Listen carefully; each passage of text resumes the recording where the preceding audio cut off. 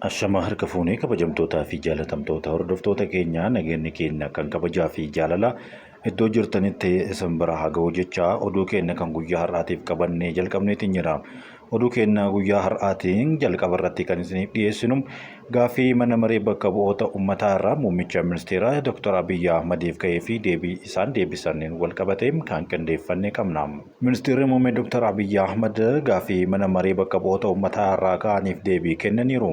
Haaluma kanaan bu'uuraalee garaagaraa irratti gaaffilee garaagaraa keessummeessuun deebii isaanii akka itti aanutti kennaniiru.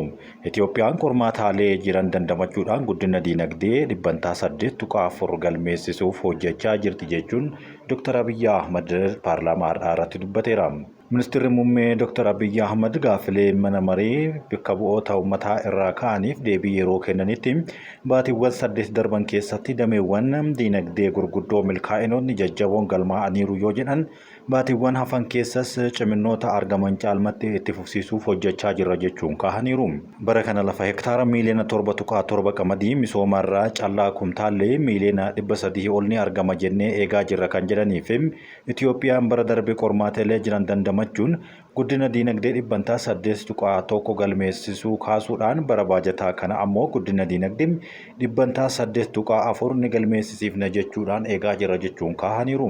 Kana malees lafti kilaasteraan misoomee hektaara miiliyoona 11.8 gaheera yoo jedhan bara kana uwwisni midhaan qonnaan bultootaa sadarkaa xixiqqaa hektaara miiliyoona 17.5 irraa gara hektaara miiliyoona 20.5tti guddachuu ibsaniiru. Hanga bara darbee lafti qonnaa kilaasteraan qotamu hektaara miiliyoona 8.7 ta'uu yaadachiisuudhaan bara darbee kanaa fi bara kana ammoo guddachuudhaan bara kana keessatti hektaara miiliyoona 11.8tti guddachuu kaasaniiru. Oomisha qamadii qonnaa arfaasaatiin lafti hektaarri miiliyoona 4.2 uwwifamuu kan eeranii fi qonna jallisii lafti hektaarri miiliyoona 3.5 akka qotames kaasaniiru. Akka waliigalaatti kana Itoophiyaan lafa hektaara miiliyoona 7.7 irratti qamadii misoomsuu dubbataniiru. Kanaanis Itoophiyaan Afrikaa irraa biyya qamadii bal'inaan oomishtu tokkoffaa taateerti jechuun ministeerri muummee Itoophiyaa gaaffilee har'a ka'an irratti kaasaniiru. Kanumaan wal qabatee lafti kilaasteraan misoomee hektaara miiliyoona 11.7 akka ta'es kaahaniiru.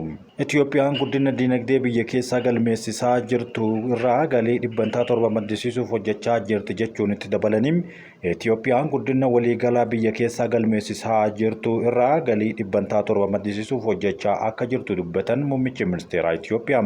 Kunis kan biyyoota biroo waliin yoo wal bira qabamu xiqqaa yoo ta'ellee fooyya'insa agarsiisaa jiraachuu kaahaniiru. Kanaaf sassaabbiin galii keessoo irratti ciminaan ni hojjanna jechuunis waadaa galaniiru.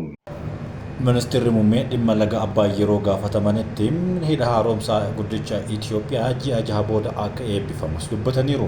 Hidhi haaromsaa guddichi Itoophiyaa kun yeroo garaagaraatti Masrii fi Itoophiyaa kan walitti buusaa turee fi kanaan dura waadaan alsiisiidhaaf gale hidha Aswaan irraa akka deetirri tokkollee hin hir'annedha kan jedhan dubbataniiru.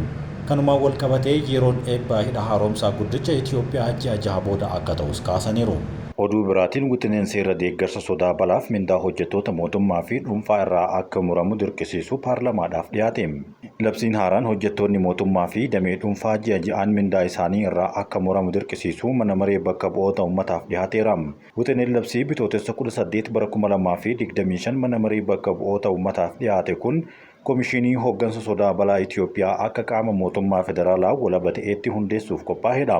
Fandiin deebii sodaa balaa Itoophiyaa kun sodaa balaa hir'isuu deebii kennuu fi hojii deebisanii dhaabuu balaa duraa yeroo balaa fi balaa sodaatti akkasumas erga balaan uumame booda taasifamuu deeggaruudhaaf ni hundeeffama jedhama. Mana murtichaatti ministeerri waamama ol'aanaa mootummaa Tasfaayee Baljigeen labsicha ilaalchisee ibsa gabaabaa kennaniin wixinichi hojiilee balaa duraa fi boodaa komishinii hooggansa sodaa balaa Itoophiyaa bu'aa qabeessa taasisuudhaaf akkasumas hojiilee kana gahuumsa raawwachuudhaaf dandeettii keessoo dhaabbilee federaalaa fi naannolee ijaaruudhaaf kan qophaa'edha jedhan. Labsichi gumaacha mallaqaa irratti qajeelfama ifa ta'e ni kaaha. Mindaa hojjettootaa, baankota, dhaabbileen faayinaansii, kennitoota tajaajila baankii dijitaalaa fi dhaabbilee inshuraansii kaffaltii tajaajilaa akka kaffaltii liqii tajaajila baankii dijitaalaa fi bu'aa dhaabbilee aksiyoonaa irraa argamuun gumaachuu qaba jechuunis kaahaniiru. Gumaacha mallaqaa kun akka wixinee labsii kanaatti hooggansa balaa mallaqni gahaan akka argamu mirkaneessuu fi gumaacha dameelee hawaasaa adda addaa irraa argamuuf kan yaadamedha jechuunis itti dabalan. Labsichi gurgurtaa tikeettii daandiiwwan xiyyaaraa, tajaajila sagalee fi daataa teelekoomii, tajaajila paaspoortii fi viizaa, gurgurtaa dhiyeessitoota boba'aa fi kaffaltii hayyama daldalaa irraas gumaacha akka taasifamu ajajni kennama. Kana malees gumaachi baajataa waggaa mootummaa federaalaa fi gumaachi magaalota irraa qooda wal madaalu akkasumas gurgurtaa oomishaalee tamboo fi alkoolii, tajaajila geejjibaa fi loojistiksii galaanaa irraa akkasumas dhaabbilee arjoomtotaa fi tola ooltotaa irraa akka argamu tumameera. Seerri kun akkaataa dambii manni marii ministeerotaa baaseen dhaabbata yookaan dhaabbata mallaqaa herregaa baankii murtaa'etti walitti qabuudhaan galchuu dhiisuun irratti adabbii kan darbu ta'a jechuu fi adabbiin kun mallaqa ijoo dabalataan dhala baankii kuufamee fi kaffaltii dabalataa dhibbantaa 10 kan dabalatudha. Mallaqni walitti qabame kun hojiirra kan oolu yeroo rakkoon baajata deebii sodaa balaa adda baafamuu fi yeroo balaan tasaa mudate yeroo rakkoo saffisaan guutuudhaaf kan oolu ta'a jedha ibsichi kun akka akeekutti. Gibirri qabeenya hojiirra oolchuun isaa qaama jalqabbii bal'aa mootummaa galii mootummaa guddisuudhaaf taasisuudha jechuun kunis fooyya'insa seeraa gibira gatii dabalataaf vaatiif gibira eskaayizii gibira haaraa kan gibira magariisaa hojiirra oolchuu ni dabalata jedhan. Wixinee labsii hooggansaa sodaa balaa irratti marii gabaabaa erga gaggeeffamee booda wixineen seeraa hojjettoonni mindaa qulqulluu ji'aa isaanii keessaa qooda isaanii akka gumaachan gaafatu sagalee guutuudhaan raggaasisuudhaan dabalataaf ammoo koree dhaabbii hariiroo alaa dhimma nagaa fi mana marichaatti ergeera jechuun dhagahame. Aanaa Dagamitti hidhattoonni konkolaataa uummataa gara Dabra Maarqos imalaa ture haleeluudhaan namoota 56 ol ugguramuun himame. Konkolaataa deddeebisa uummataa Finfinnee irraa imalata fe'ee gara Dabra Maarqos imalaa ture irratti haleellaa hidhattootaan bitootessa 17 bara 2025 raawwatameen namoonni 56 ol ugguramanii gara iddoo hin beekamneetti geeffamuu kanneen ijaan argan himaniiru. Namoonni ijaan argan nageenya isaatiif sodaachuudhaaf maqaan isaanii akka hin dhahamne gaafatan akka himanitti taateen kun naannoo Oromiyaa godina Shawaa Kaabaa Aanaa Dagam iddoo addaa Alii Darroo jedhamutti kan raawwate ta'uu himaniiru. Haleellaan kun naannawa Alii Darroo jedhamutti kan raawwatee fi naannawni kun magaalaa Fiichee irraa bakkuma bahameen kiiloomeetira xiqqoo irratti iddoo argamtudha jechuun himaniiru. Naannawa kanatti haleellaa akkanaa fi gocha uggurri namootaa yeroo raawwatamu inni ammaa kun kan jalqabaa miti yommuu jedhamu adoolessa bara 2024 keessa barattoota 150 ol naannoo Amaaraa Yuunivarsiitii Dabaarqa irraa gara Finfinnee imalaa turan naannoo Oromiyaa godina Shawaa Kaabaa naannawa magaalaa Garba Gurraachaatti hidhattootaan ukkaanfamu ni yaadatama. Ogguramuu barattoota kana dhagahamuu hordofee mootummaan naannoo Oromiyaa opereeshinii gaggeesseen barattoota 160 gadi lakkisiisuu ibsuun maatiin barattootaa himanii jiru. Boodarra barattoonni 16 oggura ji'a tokko booda birrii 100,000 hanga 500,000 kaffalanii gadhiifamuun isaanis gabaafamee ture. Kanumaan wal qabatee waraanni bilisummaa Oromoo imaltoonni Finfinnee ka'anii gara Dabra Maarqositti imalaa turan godina Shawaa Kaabaa Aanaa Dagam keessatti butaman gabaasa jedhu yeroo dhagahan qorachaa jiraachuu ibsaniiru. Waraanichi ibsa gabaabaa fuula X irratti kaaheen Shawaa Kaabaa naannoo Fiicheetti namoota nagahaa butuudhaan raawwatameera gabaasni jedhu nu qaqqabeeram amma nuti garuu qorachuu jalqabneerra jechuun barreessaniiru. Qorannoo isaa wayita raawwatamu bu'aa isaa ifa akka godhus kan ibsa yommuu ta'u garichi kun imaltoonni 56 bitootessa 17 naannoo Alii Door jedhamutti haleellaa irratti raawwatamu booda butamuun isaanii dhagahameera. Imaltoonni kun garri geeffaman hanga ammaatti hin beekamne. Oduu biyya alaatti yoo dabarru Yukureen naannoo buufata humna qilleensaa Raashaa haleelte. Pirezidaantiin Ameerikaa Doonaald Tiraamp Raashaa fi Yukureen dhukaasa akka dhaabaniif kophaatti bilbilaan dubbisanis isaan wal haleeluu garuu itti fufaniiru. Lamaan isaaniiyyuu haleellaa diroonii cimaatii warreebaa kan jiran yommuu ta'u Yukureen haleellaa diroonii ganama kana raawwatteen naannoo buufata humna qilleensaa Raashaa Saaraatoof jedhamu rukutteerti. Raashaanis dirooniiwwan 170 oliin Yukureen kan haleelte yommuu ta'u buufanni humna qilleensaa Raashaa magaalaa Eegilis keessatti argamu kan haleellaa Yukureen keessatti raawwatamuuf shoora guddaa kan taphatudha jedhama. Ministeerichi ittisa raayyaa ibsa baaseen dirooniiwwan Yukureen dhukaasaa 132 rukutee kuffisuu beeksiseera. haa ta'u malee garri caalaan haleellaa kanaan dirooniiwwan Yukureen naannoo buufata humna qilleensaa bulchiinsa Saaraatoof keessatti argamutti dhihoo kan jiran ta'us himameera.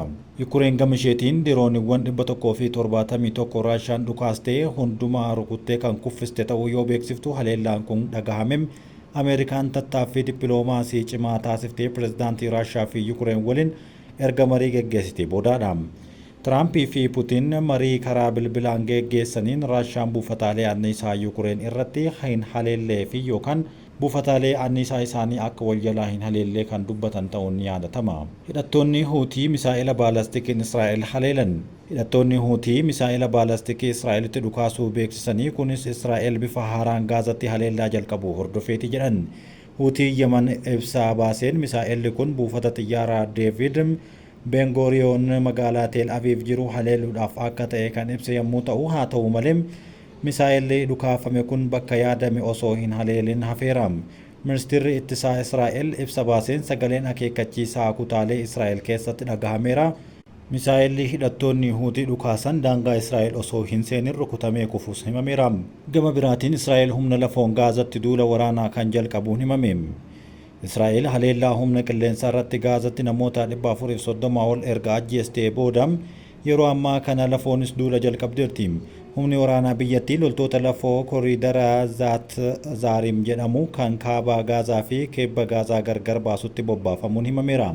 Haleellaan bifa haaraan Gaazatti eegalee waliigaltee dhukaasa dhaabuu ji'a amajjii eegalee dhumuu isaa waan akeekee fi kan jedhanii fi dhaabbanni biyyoota gamtoomanii ammoo mooraa isaa Gaazaa jiru keessatti haleellaa banameen hojjettoota dhaabbatichaa tokko kan ajjeese ta'uu fi lama ammootu kan madeeffaman ta'uun himeera. Humni waraanaa Israa'el ibsa baaseen Gaazatti sochiin humna waraanaa lafoo taasisuu akka eegalee fi kaayyoon isaa kaabaa fi kibba Gaazaa gidduutti lafa hidhattoonni Hamaas irra bilisa ta'e bal'aa uumuudhaaf kan jedhan ta'us kaahaniiru. Kanaanis namoonni naannoo sana jiraatan qe'ee isaanii gadhiisanii akka bahanii fi iddoo biraatti akka baqatan ajaja kan kennite Israa'el.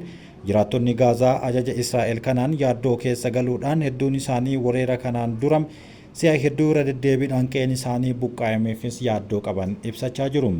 Ji'a amajjii keessa Israa'elii fi Hamaas dhukaasa dhaabuudhaaf waliigaltee isaanii hordofee Filisxeemonni hedduun kibba Gaazaa irraa gara qe'ee isaaniitti deebi'aa turaniiru.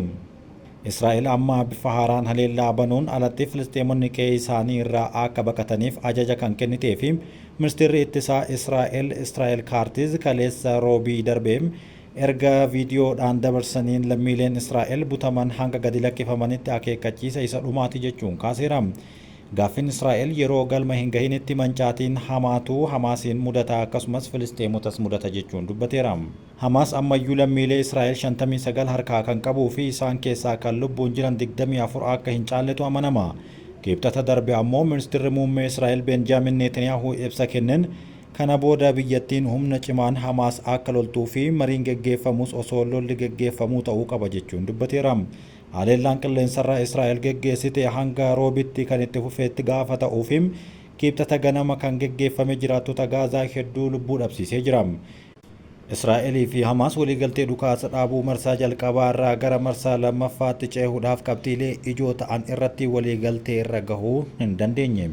Hamaas waliigalticha akka haaraatti kaa'ee irratti mari'achuu kan hin feenee fi kan barbaade akkaataadhuma duraan jirutti haa itti fufu jechuun dubbatee ture. Israa'el gama isheetiin yaada marii dhihaate kana fudhachuu kan dide Hamaas jechuudhaan haleellaa geggeessuu malee filannoon akka hin jirre beeksiftee turte. Kana gochuun dura garuu pirezidaantii Ameerikaa Doonaald Tiraamp eeyyamsiisuun isaanii ni yaadatama. Hojjettoota fi jaalatamtoota hordoftoota keenyaa